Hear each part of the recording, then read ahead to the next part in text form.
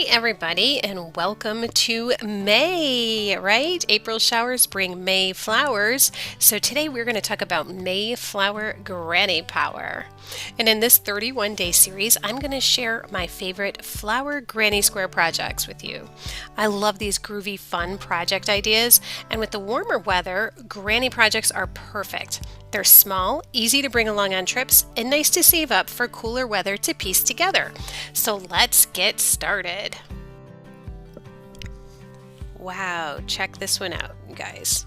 All right, this is amazing. So this is day 29, and the name of this pattern is the Retro Vibe. Now, if you don't speak Swedish or read it, don't worry. This is available in English, so I'm just going to open it up and show you. So I'm not sure about the pronunciation of the name of this blog. It's either Mijo or Miho, I'm not sure, crochet, but it's crochet inspiration and design from Sweden, and this is absolutely beautiful. So Joanna Lindahl is our, looks like our designer here. And this to me is so beautiful. Now this isn't a new pattern, this is from November of 2016, but the colors are just so striking. And what makes them so striking is the black background. I think it really just offsets this. You could do this in white and you would have a completely different vibe, I think, when looking at it. Okay, so it looks like there is the English translation underneath everything. So the English translation on here looks like it's in this reddish pink color. It looks like she used 2 strands of scapious color crafter, and she used a 5.5 millimeter hook.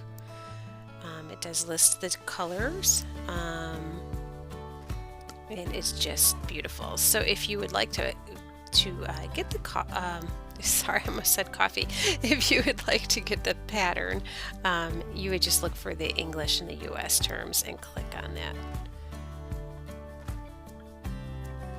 And there's the pattern.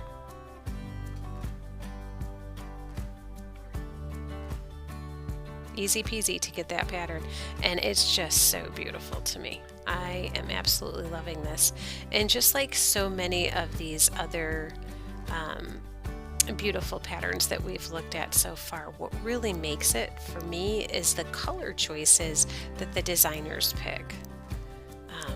I've never felt that I was really good at choosing colors, but luckily we have people in the world who are, right? All right, let me know what you think of this. Is this a bit too colorful for you? This little guy seems to like it a lot. Let me know what you think in the comments below.